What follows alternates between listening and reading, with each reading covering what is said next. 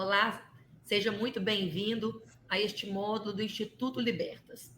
Hoje nós vamos falar sobre instituições e funcionamento do Legislativo Municipal.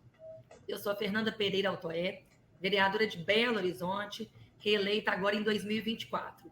Eu sou advogada criminalista, fui assessora no Tribunal de Justiça de Minas Gerais por quase 10 anos e sou ex-promotora de justiça do Estado de São Paulo.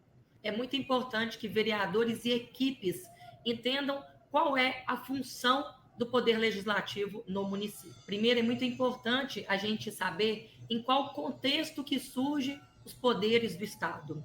Desde o fim do modelo absolutista, onde o rei definia qual lei fazer, como gerir uma cidade e como aplicar a lei, surgiu a teoria dos três poderes, com Montesquieu e mesmo com Aristóteles. Ali foi muito importante o desenvolvimento da ideia de que cada função deveria pertencer a um poder distinto e que esses poderes deveriam trabalhar de forma harmônica e independente. Hoje nós vamos falar sobre o poder legislativo municipal. Nas três esferas de governo, União, Estado e município, vai haver essa divisão. Na União, nós temos o presidente da República como poder executivo, nós temos o Congresso Nacional como poder legislativo e nós temos a Justiça Federal como poder judiciário. Nos estados, tem o governador como poder executivo, a Assembleia Legislativa como poder legislativo e a Justiça Estadual como poder judiciário. No município, nós temos as câmaras municipais como poder legislativo, o prefeito como poder executivo e não há um poder judiciário municipal. O que há são instâncias da justiça federal ou estadual sendo representadas dentro do município. O Poder Executivo Municipal é composto por diversos órgãos e cada um deles tem uma função específica dentro da governança da cidade. A prefeitura é a sede do governo, onde o prefeito e sua equipe trabalham. Ali são formuladas as políticas públicas e a gestão do município. Quem representa a prefeitura é o prefeito. Quem auxilia o prefeito são os secretários. A exemplo do presidente da República, onde ele tem os ministros, no município, o prefeito tem as secretarias. Cada secretário vai ser responsável pela gestão e política pública de uma pauta específica, seja ela saúde, transporte, educação. Cada secretário ele é nomeado pelo prefeito de forma livre. Tem também a Procuradoria-Geral do município. Ela é responsável por orientar juridicamente o prefeito e por representar o município nas demandas judiciais. Além disso, temos a figura da autarquia. A autarquia é uma entidade administrativa independente e ela é como se fosse o próprio município. Além da autarquia, nós temos outras duas possibilidades, nem todos os municípios têm. Uma é a empresa estatal, onde ela é de propriedade pública.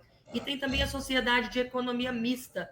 Ela tem o capital público e privado, com a maioria do capital público dentro da sua Constituição. Nós, vereadores, a gente não atua sozinho. Então, é muito importante na sua cidade, durante a sua atuação, saber qual órgão pode te auxiliar. Outros órgãos que são muito importantes na fiscalização dos gastos públicos, na fiscalização da gestão da cidade, é o Ministério Público.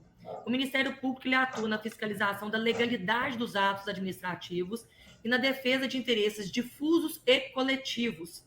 O MP, inclusive, é ele quem vai fazer a denúncia pela prática de crimes e pela improbidade administrativa. Tem também a Defensoria Pública, onde ela foca na proteção dos direitos dos cidadãos mais vulneráveis, os hipossuficientes economicamente falando. Ela é quem vai fazer a proteção da população que não tem condição de arcar com um advogado de forma privada. E os tribunais de contas.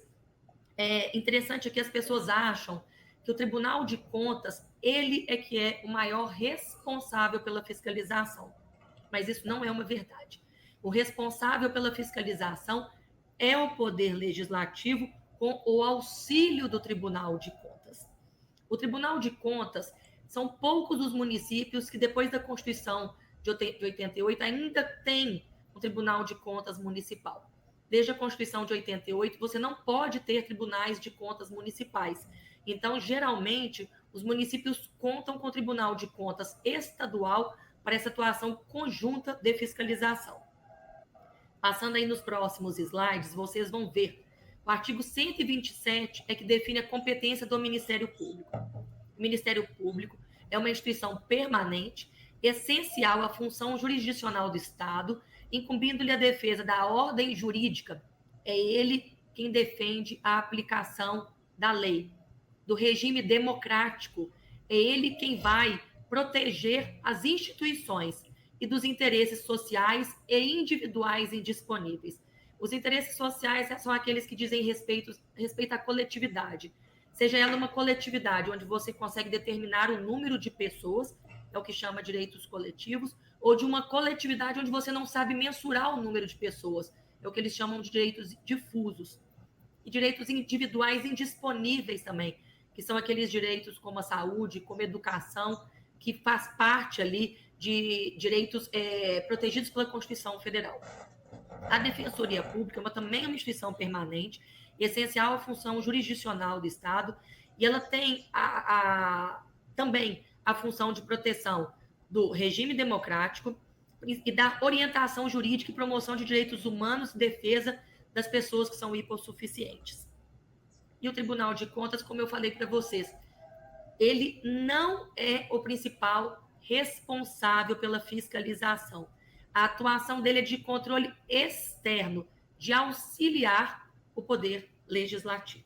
Bem, é muito importante a gente ter em mente que nem sempre que o cidadão ele trouxer uma demanda, a gente vai conseguir atuar como legislador. Então, muitas vezes a gente leva o fato para a prefeitura, ela corrigindo aquele erro, a demanda está atendida, mas se a prefeitura for omissa e a gente perceber que há uma atuação equivocada da gestão, a gente precisa contar com esses outros órgãos. Então, vou dar alguns exemplos práticos. Há alguma suspeita de mau uso de dinheiro público, de desvio de dinheiro público, você pode fazer a denúncia no Tribunal de Contas do Estado e para o Ministério Público também.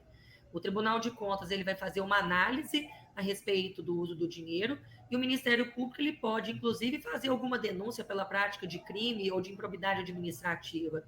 Algum cidadão que traz uma demanda sobre alguma política pública que é direito dele, ele não está sendo atendido, você pode levar essa demanda tanto para a Defensoria Pública quanto para o Ministério Público. Geralmente eu levo assuntos que são de direitos mais coletivos ou de direitos difusos para o Ministério Público, e aquilo que são demandas específicas de pessoas hipossuficientes, por exemplo, um aluno de uma escola aqui do município que tem um problema neuroatípico e não tem um acompanhante especializado. Eu acabo encaminhando para a Defensoria Pública, porque é papel dela fazer a defesa do direito desse cidadão. É muito importante a gente não deixar o cidadão sem resposta e a gente ter uma relação de coordenação com todas essas instituições para a engrenagem funcionar direitinho. Bem, pessoal, é isso. Nessa aula a gente fez uma análise da estrutura do poder público no município, quais são os órgãos que fazem o controle e a fiscalização do poder executivo juntamente com as câmaras municipais. E agora, na próxima aula, a gente vai falar sobre a estrutura do poder legislativo para a gente entender como que funciona essa atuação de fiscalização e de elaboração de leis pelos vereadores. Muito obrigada, até mais.